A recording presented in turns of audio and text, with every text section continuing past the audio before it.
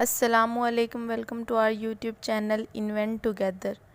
आज हम बायोलॉजी का chapter 2 solving a biological problem start करेंगे, जिसका लेक्चर नंबर 1 है बायोलॉजिकल मेथड।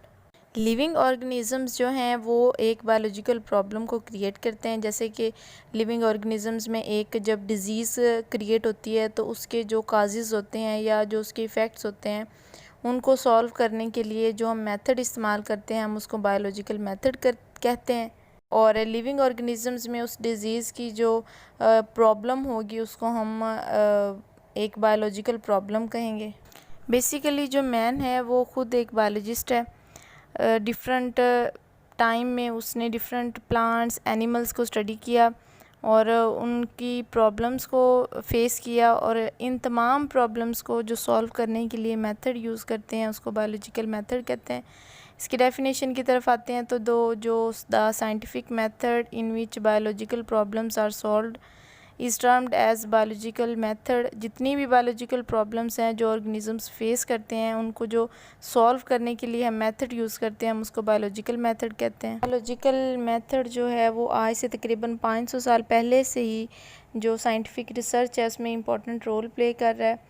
उसके अलावा जो गैलीलियो का एक्सपेरिमेंट था 1590s में, वो अब तक बायोलॉजिकल मेथड जो है वो एक ग्रेट कंट्रीब्यूशन दे रहा है मेडिसन को, इकोलॉजी को और टेक्नोलॉजी को। इन तमाम डिफरेंट फील्ड्स में जितनी भी बायोलॉजिकल प्रॉब्लम्स आती हैं उनको सॉल्व किया जाता है और उनके लिए एक मेथड यूज़ किया जाता है, वो होता है बायोलॉजिकल मेथड। बायोलॉजिकल मेथड में जो बायोलॉजिकल प्रॉब्लम को सॉल्व करने के लिए डिफरेंट स्टेजेस या डिफरेंट स्टेप्स लिए जाते हैं, जिसमें फर्स्ट स्टेप है recognition of biological problem, second observations, third hypothesis formulation, fourth है डिडक्शन, उसके बाद experimentation, summarization of result, reporting the results. Biology में जब भी एक प्रॉब्लम होती है उसमें डिफरेंट साइंटिस्ट हैं उसको डिफरेंट तरीके से स्टडी करते हैं। उसके बाद उस पर थ्योरीज़ दी जाती हैं, फिर उनको बेटर वन जो होता है, जो डाटा होता है उसके साथ रिप्लेस किया जाता है।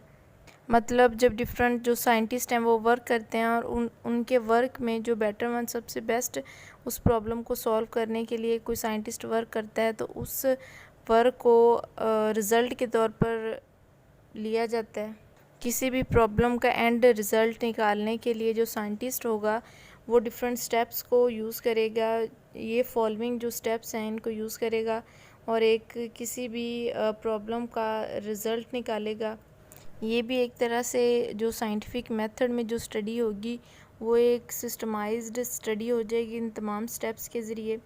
जब हम सबसे पहले स्टेप की बात करते हैं तो वो recognition of biological problem.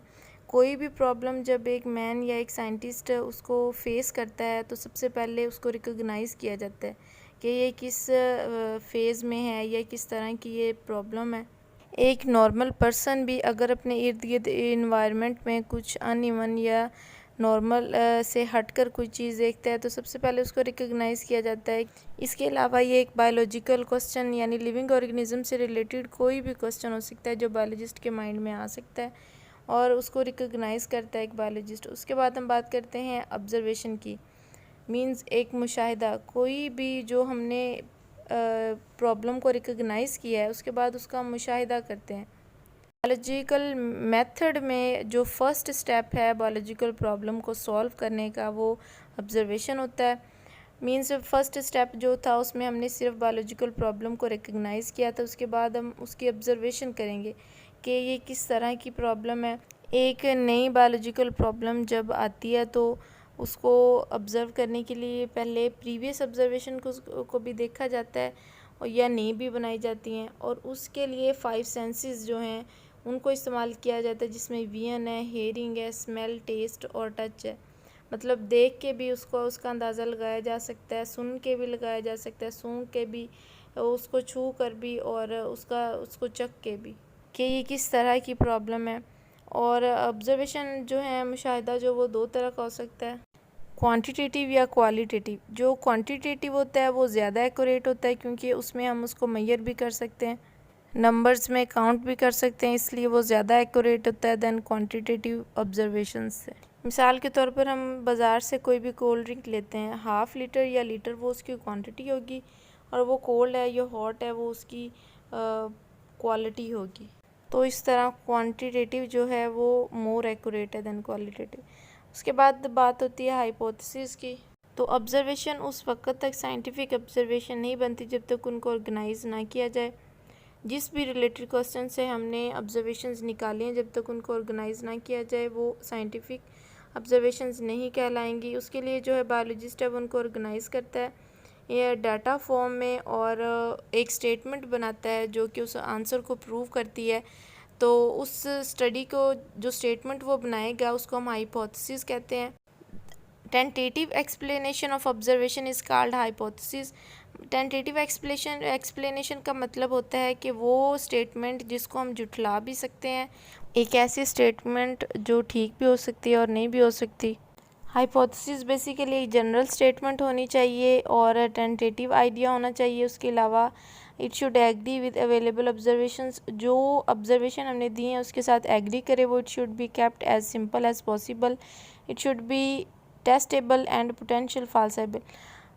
Basic जो उसका कॉन्सेप्ट है वो ये है कि वो ठीक भी हो और ना गलत भी उसको साबित किया जा सकता हो।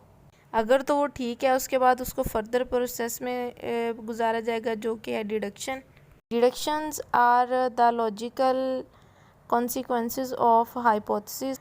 मतलब हाइपोथेसिस के स्टेप के बाद जो एक स्टेटमेंट हमें दी गई है उसको जो अंदाज़ा उसके साथ लगाया जाएगा उसको हम डिडक्शन कहते हैं। मतलब साइंटिस्ट ने स्टडी किया कि जो एक सेल है प्लांट का उसमें न्यूक्लियस मौजूद है, तो उसने उसके साथ रिलेट करके कि अगर एक प्लांट में जो सेल है उसमें न्यूक्लियस मौजूद है तो तमाम जो प्लांट के सेल्स हैं उसमें न्यूक्लियस मौजूद होगा। और उस प्लांट के तमाम सेल्स को रिलेट करके उसने कहा कि अगर एक प्लांट के सेल्स में मौजूद है न्यूक्लियस तो तमाम प्लांट्स जो हैं उनमें सेल्स मौजूद होंगे और उन सेल्स में न्यूक्लियस भी मौजूद होगा।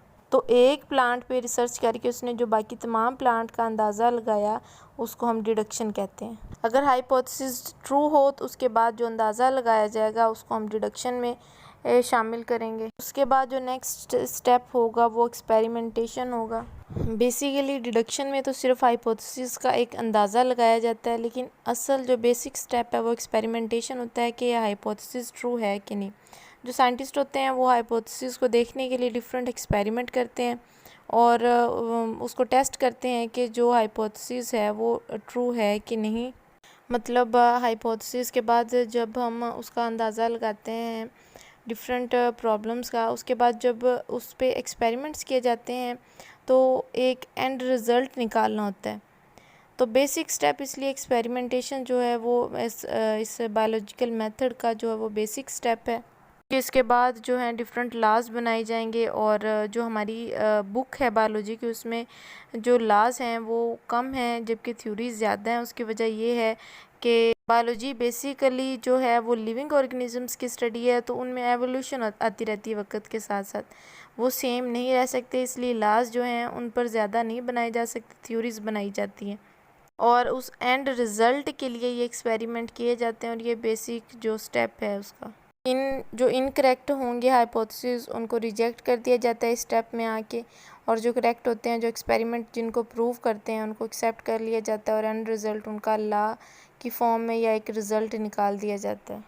हाइपोथेसिस का एक्सपेरिमेंट के बाद रिज़ल्ट निकलने के बाद उसका जो होता है समराइज़ किया जाता है उस रिज़ल्ट को, जिसमें जो एक्सपेरिमेंटल ग्रुप होते हैं वो जो डाटा को रिसर्च करते हैं उसको समराइज़ किया जाता है और उसको स्टैटिस्टिकली एनालाइज किया जाता है। डिफरेंट ग्रुप्स के रिज़ल्ट को कंपेयर किया जाता है और जो बेसिक कंक्लूजन या जो करेक्ट कंक्लूजन निकलती है उसके बाद उसका एंड रिज़ल्ट उसको नाम दिया जाता है। उसके बाद जो वो एंड रिज़ल्ट निकलता है उसको रिपोर्ट किया जाता है। बायोलॉजिस्ट जो हैं उसको किस तरह रिपोर्ट करते हैं, जो पब्लिश करते हैं बुक्स में या जो है इंटरनेशनल मीटिंग्स में, कॉलेजेस या यूनिवर्सिटीज़ के सेमिनार्स में, और वही एसेंशियल पार्ट है साइंटिफिक मेथड का, और उसको वेरीफाई करके और जो साइंटिफिक प्रॉब्लम्स हैं उनको सॉल्व करने के लिए उनको इस्तेमाल किया जाता है। जब भी एक साइंटिफिक प्रॉब्लम को सॉल्व कर लिया जाता है, इन तमाम प्रोसेसेस से गुजार कर एक एंड रिज़ल्ट निकाल दिया जाता है, तो वो एक लॉ की फॉर्म में आ जाता है जिसको फिर चेंज नहीं किया जा सकता। इसका फ़ायदा ये होता है कि अगर कोई भी साइंटिफिक प्रॉब्लम या बायोलॉजिकल प्रॉब्लम फेस करते हैं तो इस डाटा की मदद से उसको फिर से सॉल्व किया जा सकता है। आज का लेक्चर कंप्लीट हुआ और बायोलॉजी से रिलेटेड मज़ीद वीडियोस देखने के लिए हमारे चैनल को सब्सक्राइब कर दें और बेल आइकन को प्रेस कर दें। Invent together. अल्लाह हाफिज़।